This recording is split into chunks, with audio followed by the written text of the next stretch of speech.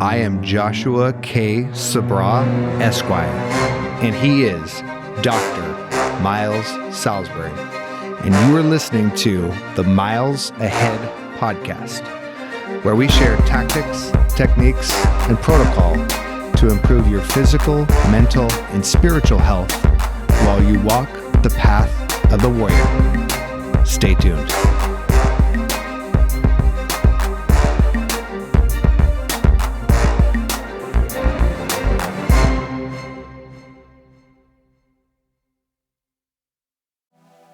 In today's episode, Dr. Miles and I discuss the concept of being a pleaser, being a Mr. Nice Guy, and other avoidant behavior, emotionally avoidant behavior mechanisms, and how it relates to showing up in relationships, romantic, sexual, and otherwise, how it shows up in your personal life, and what are the consequences of being a excessively pleasing person. Stay tuned. Miles. Exactly. Miles, how are you? What are you listening to? Which question do you want first? Give me the what you're listening to right now, and well, that'll tell me a little bit about how you're doing. I just downloaded Coldplay's new album, Moon Music. It's pretty good. It's totally different. I like bands that innovate, and it's very chill. So yeah, quite like it. Listened to it once through yesterday. I'm a big fan. I've liked them since their inception. And they got big, and some people will be like, "Oh, they sold out," all that crap. But I still think they're awesome. My favorite band of all time is still Radiohead, but Coldplay is just a few behind. I'm getting over a cold too, so if my voice sounds like I'm, I don't know what the right thing to say is, bad DJ voice. And I did a lot of yelling at my daughter's soccer game. I was able to coach on my fucking peg leg, so I got to be out there in the field, which is cool. I'm losing my voice, but hopefully it comes back. So I'm listening to that. Yeah, Coldplay. I love it, man. Coldplay, and yeah, I'm glad you brought up Radiohead. That's what I thought of when you talk about innovation. You know, Mm-hmm. They were one of the first bands that I know of. Was it 8-9 years ago, 10 years ago? No, probably even 14 years ago, where they Radiohead released an album for free, and it was by donation, right? So you could download it for free, and you paid whatever you thought, and they got lots of donations, and people thought they were crazy, but they were basically at the point of where music is now, where they know that the internet and your record deal is just a distribution channel. It's not a profit center. And so they just wanted to get ears in it. And I think, yeah, Coldplay, that's why they were on SNL. I was like, wow, Coldplay's on SNL. Oh yeah, they're pushing an album. They're good for them. Clever. Yeah. Yeah. Okay. Well, good. Those are both throwbacks. Yeah, Coldplay. Yeah, you would listen to Coldplay. All right. All right. Well, Yellow. Did you like the song Yellow?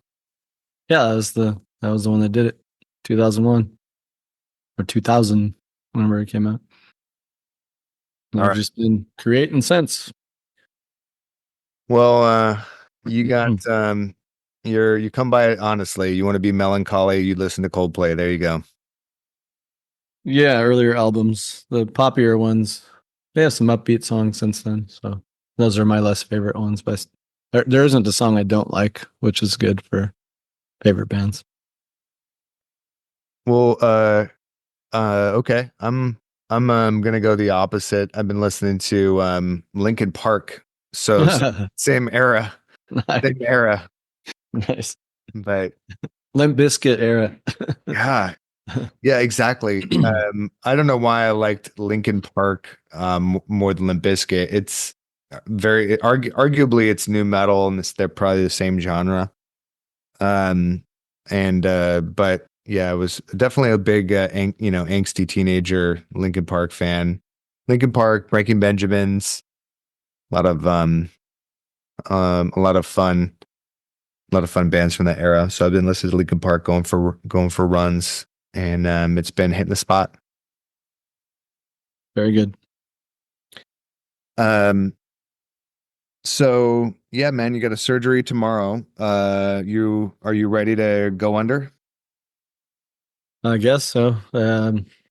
Yeah. So I found a went to two surgery consults, and they both said for someone who wants to be as active as I am and not re-tear it in the future and have better function, I should do this. And so I'm listening.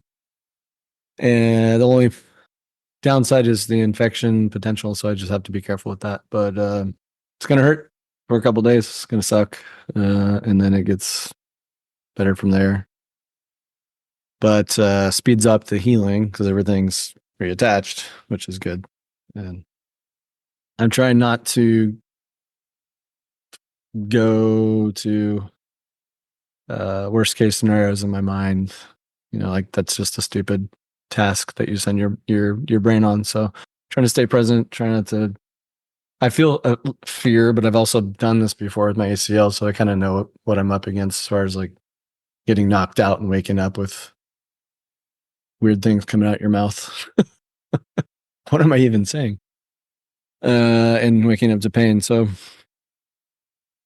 yeah, and just that's kind of where I'm at. Just trying not to get too deep in the weeds with thinking about it. So, but it'll be good in the end, and then it's off to physical therapy from there. Well, you're at the jump door now, so you don't have that much time to waste thinking about things. That's pretty much it. Yeah, that's yeah. You got to jump. Can't stay in the plane. There's someone behind me, which is good. I'm not the last man. I can't quit. That's right. That's right.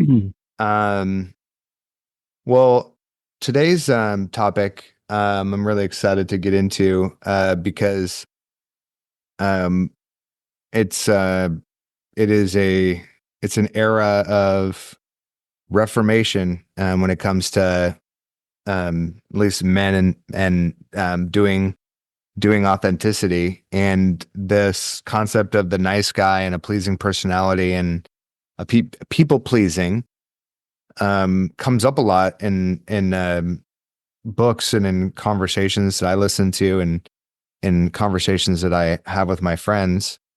And as a reformed people pleaser, I think you might be one of those too. I don't want to speak for you, but having some direct experience with this in some ways, I thought this would be a good time to talk about the the level of toxicity that builds up in your life when when one is focused more on pleasing others than on being yourself. And Mhm. uh, uh, tell me about your experience with this, and your directly or indirectly.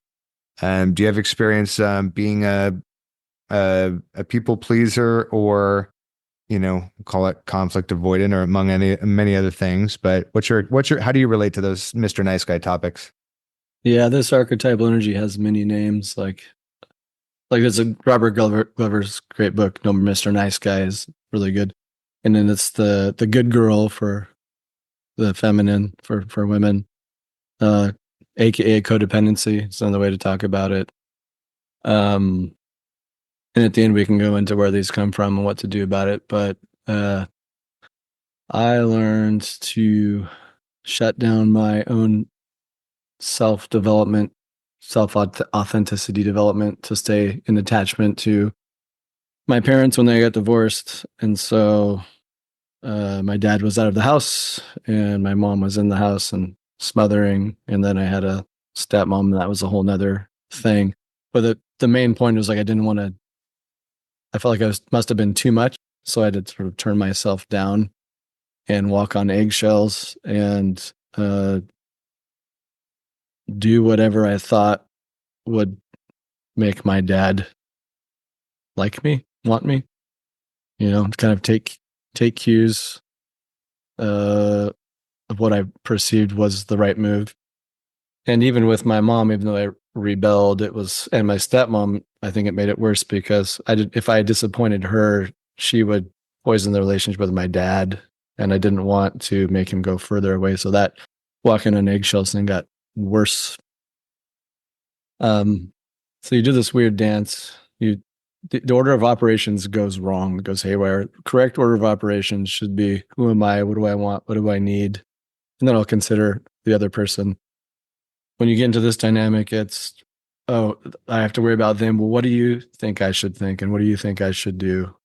And then I'll know how to feel. If you're okay, then I'm okay. If you're not okay, then I'm not okay. And you give all your power to the other person, thinking that's the right move to do.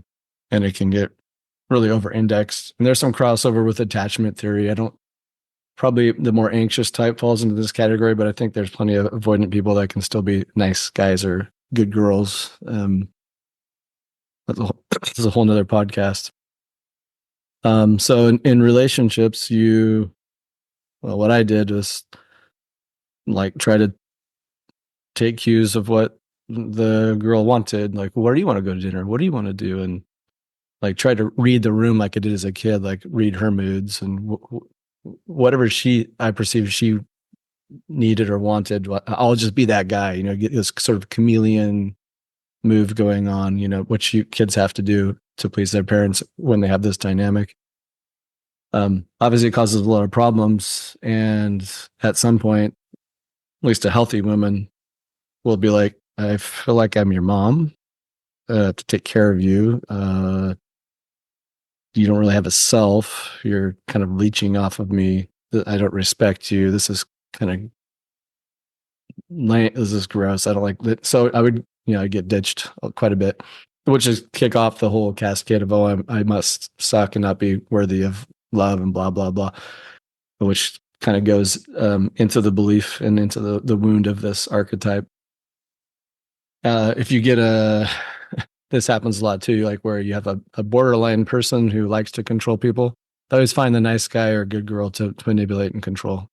That's a massive codependent relationship on pathological levels where both parties are like, it's almost like the domestic violence scenario where the woman goes back to the DV guy because of that whole repetition compulsion. They're really scared to leave, or this time I'll show that if I love them enough, then they'll stop and they'll love me back, and therefore I'm lovable. That whole thing.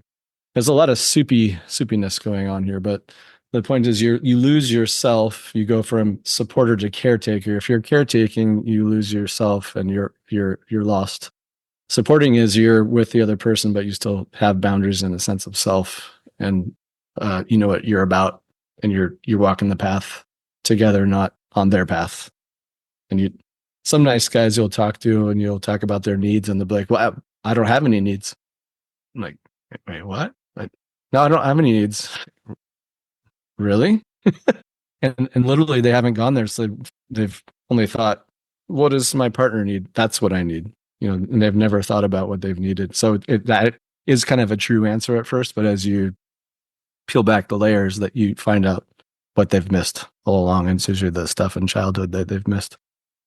So I work with a lot of guys in my practice and some women who have this archetypal stuff going on. Probably a lot of generational wounding that passes this stuff down, that keeps it going. But the goal is to move to who am I? What do I need? What do I want? Correct order of operations. Start building an authentic self, not one according to another human. But that's if you're playing the codependent realm, that's not what you do. And it can be really scary to leave a partner, especially when I talked about that borderline and uber nice guy one, because if I leave that person, then I'm forced to ask, who am I? And if you've never asked who you are for 65 years, and all of a sudden you're forced to ask, who am I? That's pretty scary, because your ego is like, we don't do that. We're not going to do that. That's really threatening. Our whole soul of existence has been to please other people and this human. And that's better than that pain is better than the fear of change, even though you could have a phenomenal life.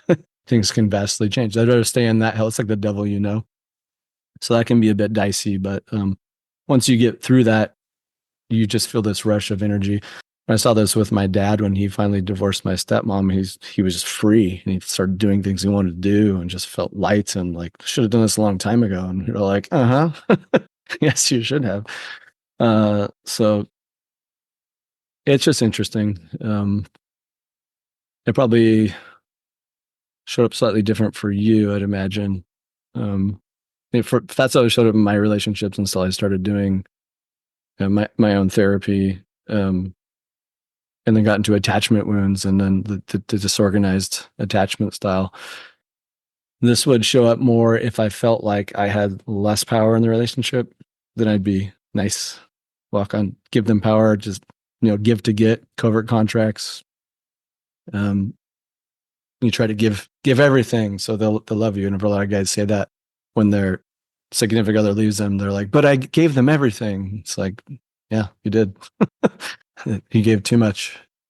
You can't do that. Well, when you were dealing with this, so you're in a relationship, and you're maybe not dating a controlling woman, but you want to give her control, right? What you might have, or like, what? Tell me about what you were thinking when you would get into these dynamics of, not really voicing your own preferences and or needs. Mhm. Were you thinking of like you said, I'm trying to read the room? Mhm. Was that like in a way of like, okay, I'm gonna guess what restaurant she wants to go to. I'm gonna guess what she wants to do. I'm gonna guess how she wants me to show up, and that's what I'm gonna try and be. Kind of, yeah. It's even worse. Like, well, where do you want to go to? Like, kept putting on her. Like, what do you want to do? What do you want to do? It's like, if I would have just said, "Hey, we're gonna go to X restaurant, wear your nice dress," that would have been like an awesome move, right? Very manly move. But instead, it's like, "Well, I'll go wherever you want to go." And that's kind of like it puts all the too much power on their hands. One that doesn't want that, it wants to share power and have a challenging relationship. They're not going to like that unless they're disturbed, and then they're going to want all that power. But it was more like that, like not wanting to be ditched, trying to sort of putting them on a pedestal, that whole thing. Just trying to do anything you can to keep them around. What would please them to, and in this magical idea of like if you do that, then they're gonna magically stay with you if you just please them like a slave. That's kind of how it played out when I perceived that I had less power or I was less thin in some way. If they were super hot or like all these projections of what I needed in a woman, and I just wanted that person so bad, then the nice guy would come out. If it wasn't that way, because since I have the disorganized part, that with the avoidant part, that it doesn't come out. So I'm a bit complicated in that way. It's not that way for everybody. So you know, I think that there's a level of pain tolerance that you have to be to be that guy in the relationship because number one, I think most guys in at least when they're young, not everybody, but like if you're a foodie, maybe you do care about where you eat, but I literally never cared where we would go to lunch or to dinner. And I know that my girlfriend didn't want to choose. So I just started to have a running list of places and, play the bingo card game, like, is it American food? Is it Cuban food? Is it, Chinese food? Is it this? Is it that? And then uh, she's not going to be happy with any decision, but she at least gets to choose from a swath of things. But I um I found myself in relationships not not necessarily the pedestal thing like rings a bell for me because like I can't sacrifice like a lot of my personal self-care. I had a relationship early on, and thank God it was like a lesson that became really really valuable to me. I dated a woman when I was 20, and she was just like emotionally manipulative, like at the NFL level. Like everything was so intense, and Mm. she would like we would have plans to have dinner later. I get off work and I would change and I would go to the gym, and she would see me going to the gym, and she'd be like, "I thought we were going to dinner." I'm like, "It's 5:30. Like I've got time." And she's like, "Well, no, because I want to have cocktails beforehand, you know." And I was like, "Okay, well, I'm just gonna be at the gym for 45 minutes." And she would say, "Oh, so the gym's more important than me?" Ah, you had a controlling type. Yeah. This is the disturbed type I'm talking about. Not saying this person's borderline, but that's kind of going down that road of like manipulation and I need control over you. 100%. And what was hilarious, it was like this double bind that my brain wasn't ready for at the time. So so it was either me be pissed at her and not go to the gym, and then I'm gonna ruin the whole night because I'm gonna be upset, or I go to the gym and she'd be pissed at me the whole night. Which, if you're listening to this and you're a sophisticated man or woman, you know that there was some good chemistry there if the tug of war was that intense all the time. However, it was a level that I couldn't even articulate or wrap my hand around or set boundaries for. So I got exhausted very quickly and exited Well, that good, relationship. good for you. She put you in a lose-lose scenario. And when you're in a lose-lose scenario, you're in a fight in a dangerous place. Look for the third option if you can. If not, get out because that's the sign of you're with someone who's manipulative and gaslighty and wants to control you. When it's always a lose-lose. The only way to win is to not play. Yeah, just don't engage. But Exit. but I do remember feeling you know early on in my life, feeling like that my partner is what made me valuable because I didn't value myself. And Yes. so everything that all of her ideas were good, mine were not. Um, I would be self-deprecating in a toxic way, and lots of little things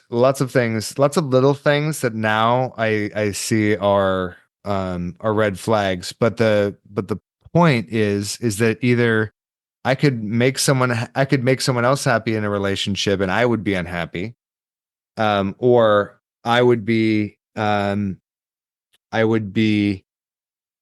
yeah, I mean, I didn't know how to make myself happy. I think that was sort of that's sort of like the underlying theme of this, right? Mhm. It's like if you don't know how to make yourself happy, you have to have somebody else validate you so you feel like safe and Yes. down. But I would do, but my experience in this pleasing thing would be in this pleasing phase of my life would be I would try new things, even if I didn't like them, which is like actually probably a good open-minded thing to do. But then I would get myself into situations where, because I didn't want to say no, I would agree to things I knew I didn't want to do. And so I found myself in dynamics with friends and with girlfriends where I'm like, I don't want to be in a bowling league. Here I am, I don't want to, this or that. And what I realized, what I started to tell myself is, oh, maybe relationships are too much work. Maybe Mhm. relationships aren't fun, Mm. and maybe friendships are exhausting.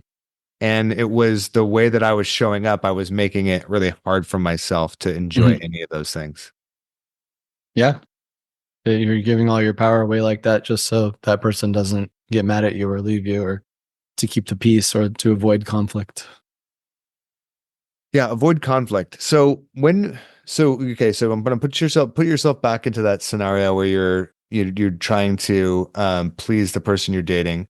What when did you start to notice, or so you said you did your own therapy, or you took on your own therapy. Mhm. When did you begin to shift your mindset away from wanting to read their mind or let them decide everything? When did you become okay with the discomfort of that? Well, I think luckily for me, like I had that little rebel in me from my mom's relationship that at some point I would just get pissed.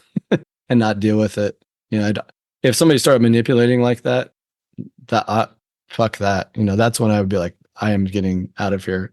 Any sort of gaslighty, borderliney stuff. I was like, ooh, this reminds me of stepmom. Fuck you. I'm out of here. So I had a lot of like anger towards that dynamic. So that actually helped me not stay long in nasty relationships like that. Um, but if they didn't do that, then I would tend to be try more nicey, you know, or it was all this fear of like, oh, but I can't be the toxic male type either because that'll be an off-putting thing because culture says that's bad.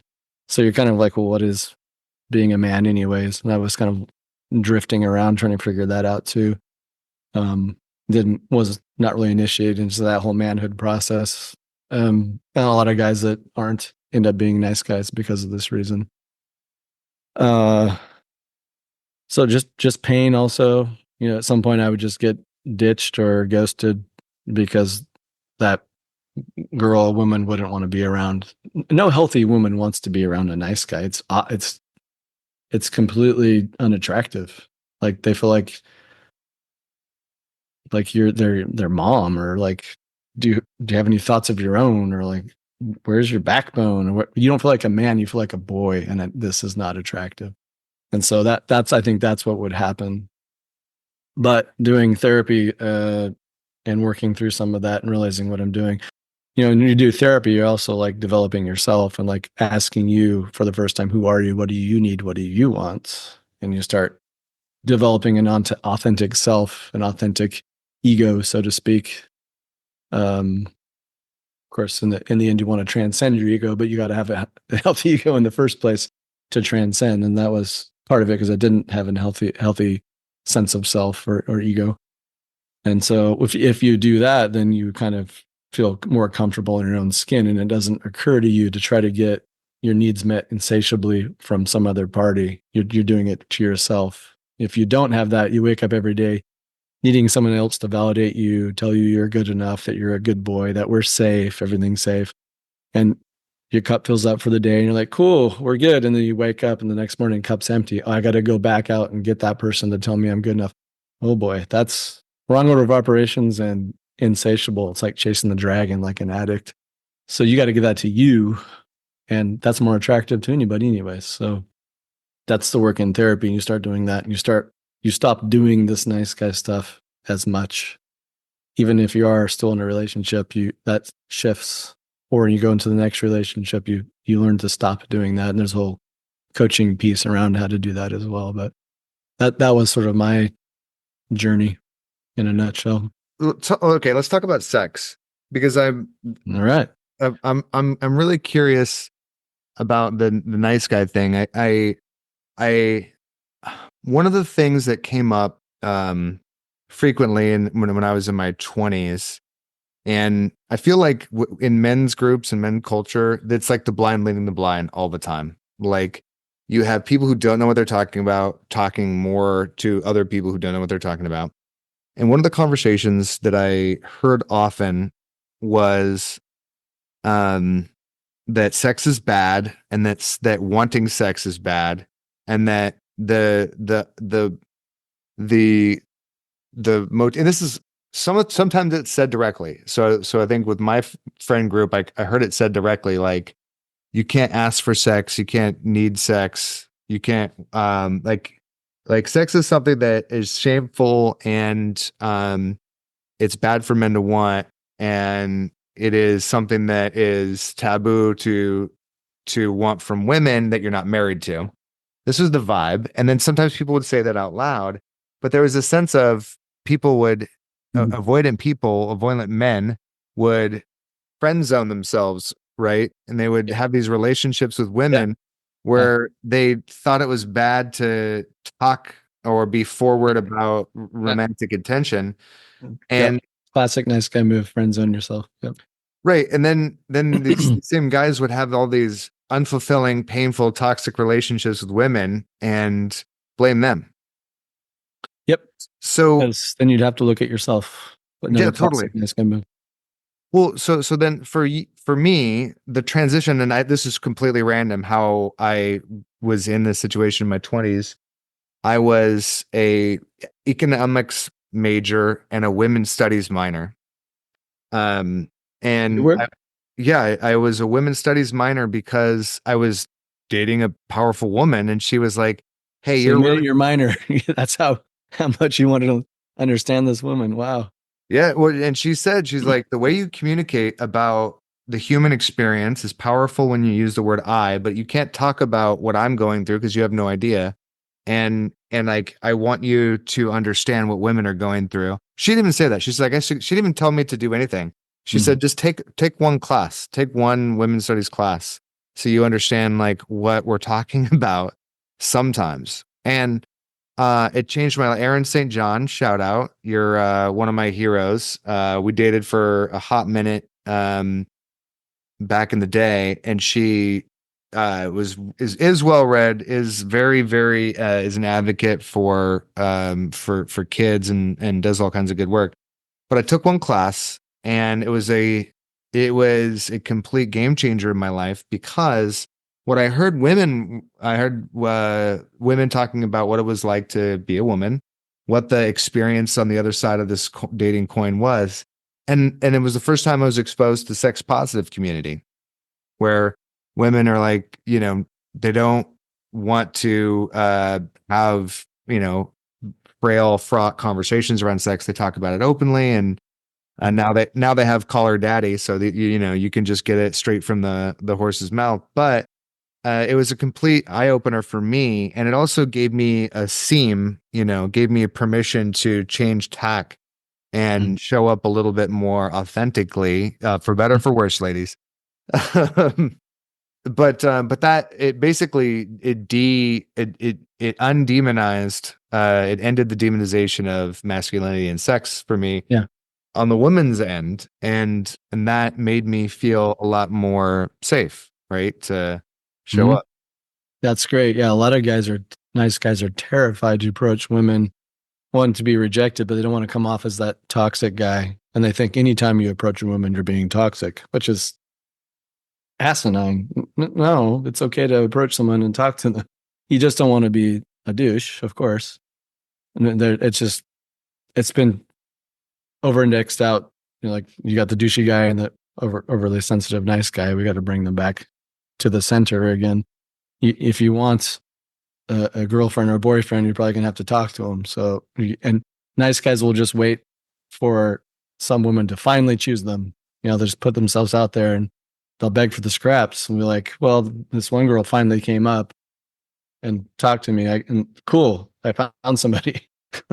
They just wait to be dubbed or told it's okay or given permission to date. And that's how it happened for me from one of my relationships. I was playing soccer and really liked this one girl, and she finally came up and said, "So when are you going to ask me out?"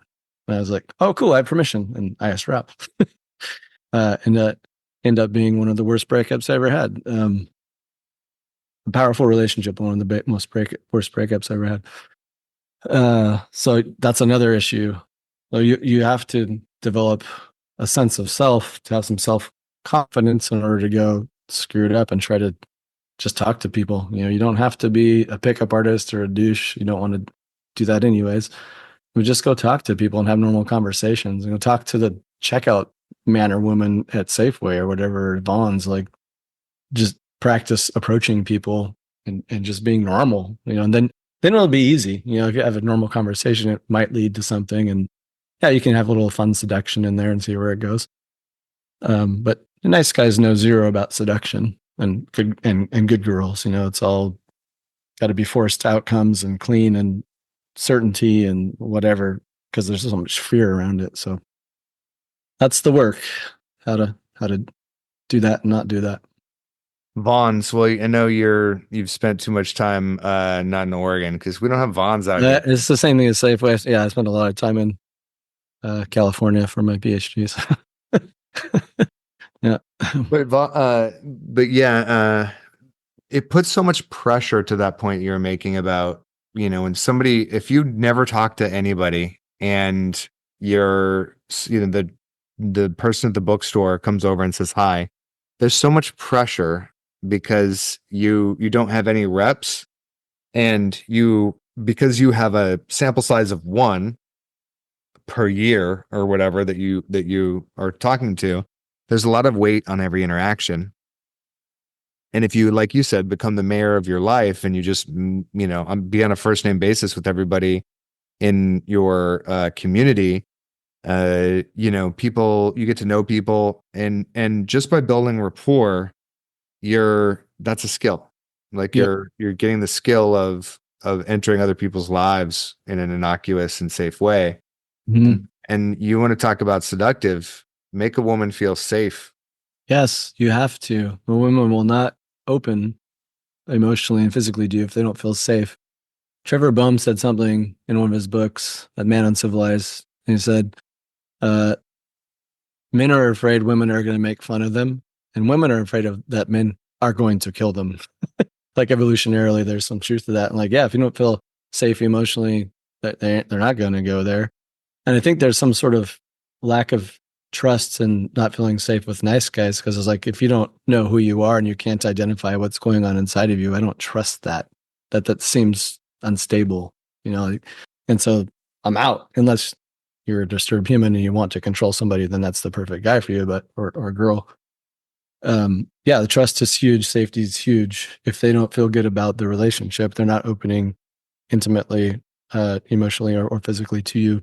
So that's why there are a lot of issues with sex and relationships with codependent relationships and nice guys that it often just goes away or one of the partners uses it as a means of power and control. It's not a good setup. Well, uh, it is.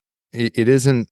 It certainly isn't helpful for either party, because if you're the person in control and the other person's trying to please you all the time, then you're not really in a relationship with another equal partner. No one's challenging you. You're not growing. Nope. My girlfriend and I, we talk about this all the time because we're both caretakers. When we're not in a good place, we accommodate a little too quickly. And I catch her sometimes and I say, your role here is not to keep the peace. Like there's no pearls are made when without irritation. So we're gonna rub up against each other and irritate each other. Yep. And that's where the good stuff is actually gonna happen. And then the repair happens.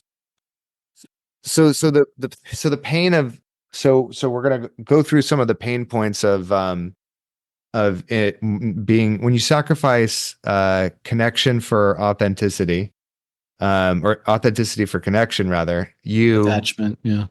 you get a you get a mediocre relationship that sucks the life out of you, that doesn't give you the joy and the physical intimacy and the fulfillment that you would want, whether it's a romantic relationship or a friendship. You have more energy sucking, less joy and fun. Mhm. Um, you, the way that I would feel is if I show up as my true self because I've laid all this groundwork and the story of this person that I'm supposed to be, and I'm not, then it's going to shock this other person, and it would, right? If you show up all of a sudden and actually I'm vegan, and I actually I know I said I didn't want kids, but I actually want to be a stay-at-home dad. Exactly. That's a completely different. Now, if you Yeah. no, it's okay to change your mind. You Of can walk course. you can Of walk course. Yeah. people into that. You walk him into it. Exactly. But Mhm. these are, and I think when I was a disempowered people pleaser, I would blame the other person, right? And I told you the story of my you know radically hard charging gal from Miami, but even though she was a lot, I also was empowering her to manipulate me, Yep. right? So Enabling. the story that I was telling myself when I was not showing up well was that this other person is doing this to me, or I have to, because so Yep. this other person gets all the blame and responsibility, right? and I avoid the responsibility and blame myself. Hmm.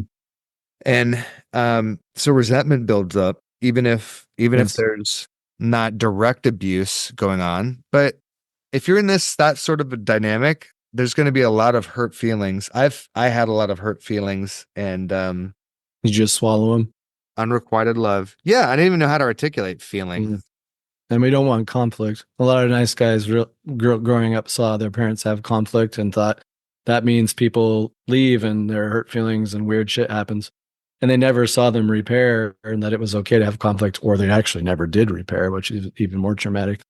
And so that plays into the nice guy dynamic. And they never want conflict because that could mean the person could leave, and that's inherently threatening. We need to lock this shit down and make sure we're secure here. Yeah, man. So when did you turn the corner? When, like, was there a conversation or a moment where you were like, ah, I know what I'm doing here. Like you walked down a different path. Do you remember like where you Mm-hmm. Yeah, a couple breakups. It took me a couple breakups to figure it out. One was uh, they're both of these women I thought I was going to marry, so it was extra painful. But the my girlfriend who I dated right out of undergrad, and when I moved to Germany, she moved to Spain.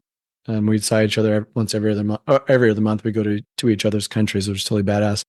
And when we got back, I thought we were gonna get married, and she ended it. But I think because I was too much of the nice guy, and like I think she felt like she had to be my mom, and it was probably a turnoff, is my guess. And she probably had her own stuff going on, and it wasn't like a blow up kind of breakup. It was actually very humane and nice. Like we maintained friendships. We're still friends to this day. But that was the first pass at like, okay, what am I doing here? How could have I done something here? What was my part to play in it? Um, and so that was the first cue. And then that second relationship, the one I just told you about, I really started to see where I was doing that. Um, and I'm like, I don't ever want to do this again. And so in therapy, learning about more about attachment theory, about childhood dynamics, where this stuff comes from, and then starting to build a healthy sense of self. Once you do that, it doesn't occur to you to be the nice guy as much or the good girl because you're like, you're good, more or less. So how did that show up for you? So you were saying you start to know yourself in one way. You Yeah. start to understand yourself. Then Your you're in a needs. so what did that look like when you showed up into that conversation with your partner? What did you say that you wouldn't to that point wasn't normal for Mhm. you to say? My own thoughts, my own needs, my own desires, my own opinions, at risk of them being different. And I would date and like, why am I going to be with someone that's like totally different from me? Opposites attract, but then they attack, is what they say. Nice guys will just, oh, you like death metal, and I secretly hate it. Oh, I like death metal too, or I'll pretend. Not. I did stop doing that shit. Just like, in dating, like it's like a job interview. What's the Seinfeld or yeah, Seinfeld joke? Dating's just like a job interview, except for you have the option to take your pants off afterwards. That's kind of what it was like, is like getting to know, hey, are you a good fit? Am I a good fit? I'm just going to bring what I think I like. And if it doesn't mesh, that's okay. I'm not going to freak out that this didn't work out. You're not the last female on the planet. Going through iterations of that in practice, but like, and while doing my own work, asking like, what am I about? What do I like? Well, let me think about all the things I do and like, and it's okay to be vulnerable and show that to that person that, yeah, I was an athlete and I was a modern dancer. Like, can you handle that? But there's a very masculine, feminine thing right there. Can you handle that? Like, I'm just going to put that out there. And if you don't like that, then it's probably not going to work out. Whereas a nice guy would be like, well, she seems like kind of a person that doesn't really like sports. So I'll over index in the dance part and really play that up. Or she's not very artistic. Well, I'll tell her how cool a soccer player I was. Or that's the nice guy dance. And you're not being authentic. So it's the inverse of all of that. And just over and over getting to know who you are and having self compassion and just keep doing therapy, keep doing coaching. And you feel more strong and good in your own skin and less afraid of conflict, and you know how to do it skillfully, you know how to repair, it just gets a lot easier. You get used to approaching women, and if they say no, you whatever, it's all good. You don't take it personal. That was sort of my journey. Just practicing dating. It took a long time. You know, dating wasn't awesome, but I, I learned a lot. There's had some funny stories and experiences and painful experiences, but that's part of the growth as well. Yeah, well, the painful experiences are, if you're doing them right, those are fun. Those are fun for someone. Uh, Your friends, well, one of yeah, definitely my friends. I got rejected a lot, as I've said, and as I continue to say. And I think it's important. It's important to be rejected just for the sake of it, because I think it's so much of our. And I'm still afraid of rejection, by the way. And I send emails to my list a few of times a week, course. and It's not fun. I don't want to get the unsubscribes and all those things. But I remember the joy. Like I remember going up to approaching a woman at a bar or a bookstore, and them getting the opportunity to reject me, or they were happy about it. They were like, they were telling me to fuck off, but they were doing it out of like in a pleasant enough way, because they were like, this is the game. You have to cross the room and talk to a stranger. I respect that that's uncomfortable for you, and I'm not interested. Thank you. And sometimes they would do it in a colorful and flagrant, fashion, because they had a little too much caffeine, and that's Mm. okay. Like being dismissed is part of being a man. But I remember, I think one of the things that you were talking about, the showing up as who you are, is the balance of the masculine and the feminine. If you're lucky enough to have reference points along the way, and relationships with strong men in your life, then it's less jarring. It's less jarring when we discover that those dichotomies within ourselves.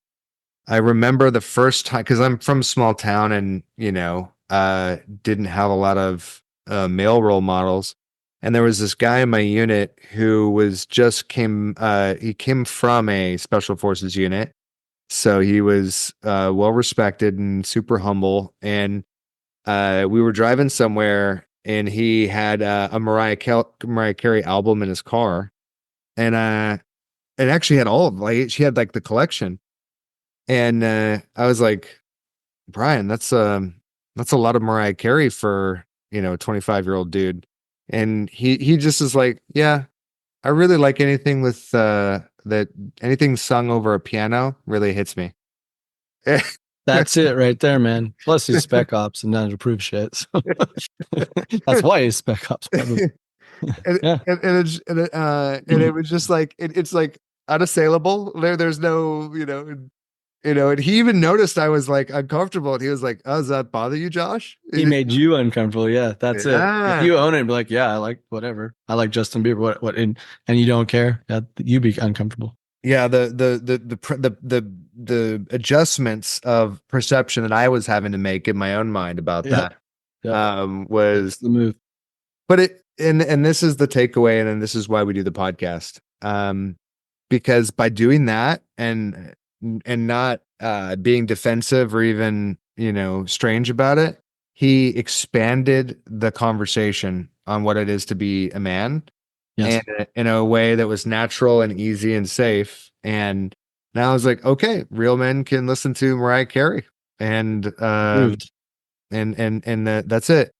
And because of that, when I got into my mid 20s and I didn't like sports, I would get online, I would check out football scores and NCAA or whatever. So I knew what teams had played, so I knew what people are talking about at work. Right. I just wanted to know what people are. I cared not. Right. And I stopped even pretending to people that I was into sports. But I had friends who were from Pittsburgh, so if I knew that the Steelers had won their game that weekend or on Thursday, then I could be in the conversation, and it helped me. But I didn't care, and realizing that was okay. Like, I don't need to be into sports to be a guy. And these things might seem small, but when you don't have a lot of exposure, I think that people will be surprised as to where the lines of masculinity are drawn and what is Yep. acceptable to show up as. Yep. And it goes for women too, and their with their version of the good girl. And they have their own journeys. It's all codependency at the end of the day. Yeah, so you mentioned I have some lay definitions and I want to run them by you because I want you to clarify because I want to talk about the difference between codependency, vulnerability, and having a borderline personality. And because you definitely have to be vulnerable if you want to be in a real relationship. And sometimes those vulnerabilities can flow into codependency accidentally, like, hey, I need this from you. Hey, I'm not going to be okay if you can't give this to me. Hmm. And then there's, I'm going to make you, oh, well, yeah, well, I don't know. So where do these lines are for these things? Hmm. I loosely understand that vulnerability is revealing that you have what your needs are and how Hmm. and how they can be met or how you're trying to meet them. And codependency is I'm not okay if you're not okay. Pretty much, you're both getting something out of that dysfunctional relationship.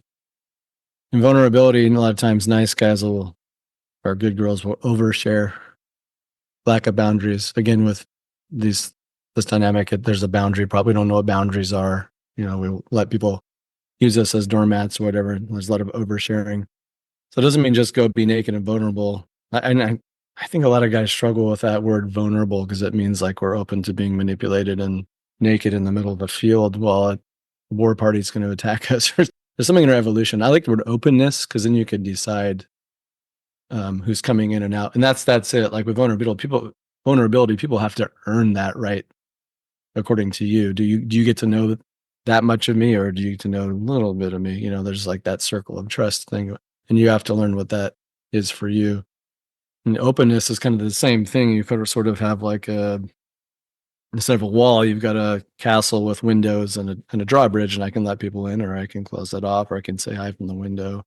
Or it's like a shield wall in like the Roman times or the Greek times where you let people in and close it off.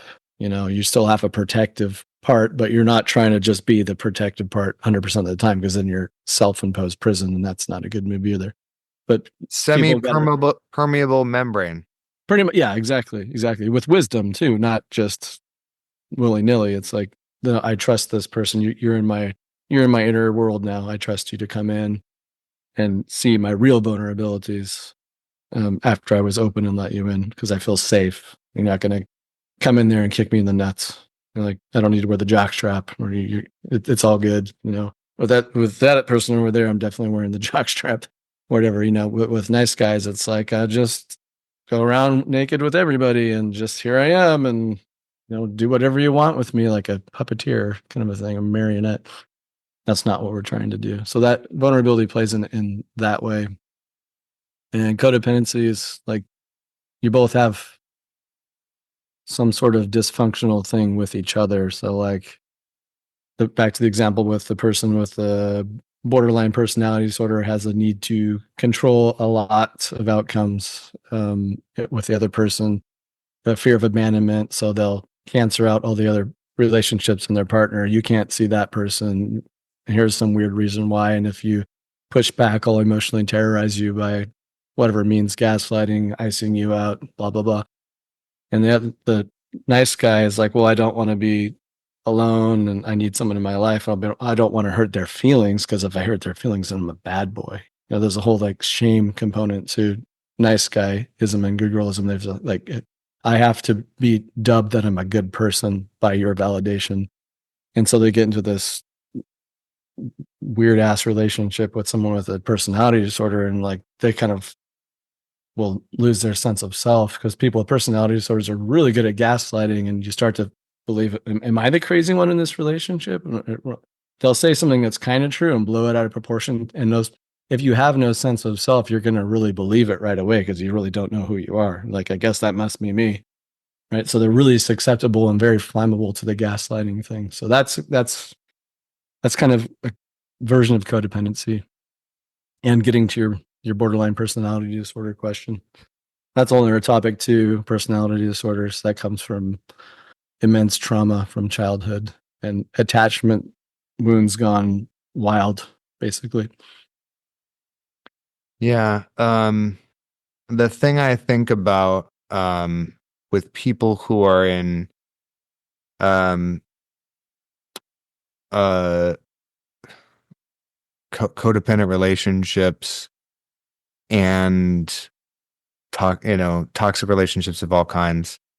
I had a lot of experience with this because my mom was only in these relationships because she was borderline personality, is a kind of borderline personality person. You think Mm, confirmed, or is that your suspicion? well, it's difficult to get somebody's medical records. Although I've been involved in some of her therapists over the years. Mhm. She has had a lot of diagnoses. Yeah, but So, she has borderline personality disorder. borderline. I like to make that distinction that you're not a borderline personality like as a human. That's no such thing. It's like you can heal from that. It's not like sociopathy or psychopathy where it's like you got some brain stuff going on, or antisocial personality disorder. Like you can heal from that. And I like to take the stigma away because those people are super suffering. Like they might act really nasty, so it's really hard to like have forgiveness sometimes. And I've had personal experience, but they didn't get that way by no reason. They've got severe trauma, and they're just acting it out in the only way they know how. So without years of therapy, they're just going to keep doing it. So I try to have a little bit of compassion and not label them a diagnosis if I can. I know these words are thrown around a lot, like narcissism. Oh, he's a narcissist. She's a narcissist. No, they're just selfish. Like you're cheapening the word for them to have narcissistic personality disorder. Okay, that's a whole another freaking thing, and that's more rare. Where these disorders are more rare. It's kind of spectrumy, and people can have versions of them. So that's just a little bit of a caveat I put out there when we talk about personality disorders. Yeah, and I think the the level of functioning, right? It can be wildly different in all of these disorders and presentations. But the having watched my mom go through these different toxic relationships, one of the things that is really clear is they only work if your world stays really small. Like Yeah. you have to be aware or think you're aware of everything in this other person's world and try to, manipulate or control it. And I found it very fascinating when people get stuck with a partner and it's because they don't know how to use like a boundary. Like they don't know how to set one boundary, Mm. and that one boundary would dissolve the entire, you know, um, dynamic, and I don't want to out anybody, but I have a friend who was in a toxic relationship with her husband, the ex-husband, for years until she learned what boundaries are, and she literally said, like, you know, I'm not going to pick up the phone anymore when you call if you don't call between the hours of this and that, and just like that, the toxic part of the relationship is over because she controlled her time and energy around their communication. Mm. And the significance of that is that the more unstable you feel with your own personhood, the wider the gap of needs that you're trying to get from the people around you, right? So I think the smaller your world is, the more desperately manipulative you become.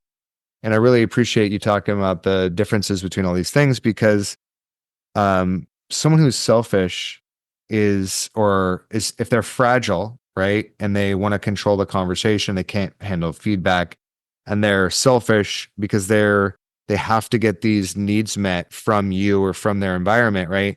That person is a very small world and a very small, narrow, bandwidth of function that, if you address that, this stuff would probably dissolve, or at least they could, like you said, they could shirk some of these tendencies. But all the theme throughout all of this, right, is that if you go deep within yourself and love yourself first, then there's very little friction that you can get from other people because you talked about being if you're vulnerable with me, I won't kick you in the balls. I might kick you in the balls, but part of letting people inside your guard is knowing that if I give you some pressure or some feedback, it's probably because you've given me permission to, enter your circle. It's probably, coming from some form of a real, compassionate Yeah, you uh, care. point of criticism, and that makes it hurt a little bit more, which people don't like, right? So that's why people don't like vulnerability. And it's also it might hurt a little bit more, but it also might be a little bit more valuable in terms of Mhm. environmental feedback. Yeah, you'll listen, and it'll be a compassionate ball kicking. It's not a malicious one. Yeah, exactly. Um and the I think the to come full circle on the toxic effect of a pleasing personality is if you don't know who you are, everybody's criticisms of you are valid. Yeah, you'll just assume they're right. Well, and they are, right? If you don't have a good brand has edges. A good brand, you can see where they begin and end and what they do and don't do. This is the way we do it here. We're not doing that. It's like uh my particular brand of fitness, I don't have a lot of supplements that I like or even talk about because I mostly think they're a waste of money. There's like three. Sure we can talk about them sometime, but they're not nothing revolutionary because the only things that have extensive safety and literature behind them, there's very few things that meet that criteria. Um, So you're on steroids, basically. my hey, they work. They work. They But do. my brand is I don't do supplements. I don't sell supplements. I don't have a personal problem with them. But there's no supplements in my ecosystem of my the programs that I advocate and the teachings I give. I don't talk a lot about supplements. This is not part of the thing. I happen to have that position. But if you as a person can't find your own edges, then you need a lot of reassurance and validation from everyone around you, and that Yeah. is exhausting to be around. Yes. You're trying to tell them to give you your edges. That's not fair. That's simply not fair. Tell me who I am. I one, fuck you. Two, I can't. Cannot do that. You have to do that. Yeah, and so knowing your boundaries is really important, and it doesn't mean you have to have. And by the way, the opposite of that is having strong opinions about everything. I don't have an opinion on most things. I don't watch the news. I gotta text my buddy. I just realized that there was a huge hurricane and it hit his hometown. So Sure. I gotta text him. But I don't know what's going on. I don't have a lot of opinions on anything. If it's health and fitness and it's preventative medicine, health and fitness and sustainable, holistic, there's a certain bandwidth of things that I have, very strong opinions on. But outside of that, I don't really have a lot of, Mhm. and coffee. I don't have a lot of strong opinions. And that's okay. I don't need to show up everywhere, but I know what I'm about. Yeah, I think people have strong opinions don't really know what they're about. They're trying to make that their identity and what they're about, and that's why they have to be right. Because if they're wrong, then who am I? That's why you don't want to identify with your beliefs or politics, because then you're screwed if they go away. Then it's a vacuum. Who am I? I am scared, and that's kind of back to the nice guy. That's I don't know who I am. I'm scared. I need you to tell me who I am. It's not a good psychological space to be in. Yeah. Well, yes, it is. Painful. It's painful and it's it's um it's humbling work to figure out who you are. And maybe that's a part two of this will be on. Anything else you would add to the people who are trying to the pain of being a pleasing person means that you have fewer authentic relationships, you exhaust everyone around you, and you are ultimately unsatisfied and alone. I can't think of any more reasons to change than that. But what would you add to that, Miles? Go get No Man, Mr. Nice Guy by Dr. Glover. And then your buddy, Dr. Aziz, has a book called Not Nice. Pick up that one. We got to get him on the podcast, by the way. Yeah, we do. And then there's another guy, I can't remember the name, but the book is called The Courage to Be Disliked. I don't know if you're reading that one. I've not read it yet, but that author's got a bunch, but I've heard that one speaks to this subject as well. But do some recon about it, like read and listen to podcasts. Connor Beaton's podcast, Man Talks, has a bunch. Trevor Boehm's podcast has a bunch on a lot on the nice guy. In fact, he has a nice guy course you can take. You could try that out. And then therapy, man, psychotherapy or coaching around this will help lead you out of it. And for men, one of the things that Dr. Glover really recommends is like, if you don't know what being a man is, you need to get initiated, go do stereotypically manly things and hang out with a lot of men and see what that's like. Doesn't mean go join the Hells Angels, although maybe that could be good for you. Go join a jiu-jitsu gym, go join a soccer league, something, like hang out with dudes. Because a lot of nice guys have way too many girl relationships, feminine relationships. That's one, which is weird. But two, it's safer, right? A lot of nice guys have a fear of masculine relationships because they had an abusive father or no father, and they just don't like that masculine.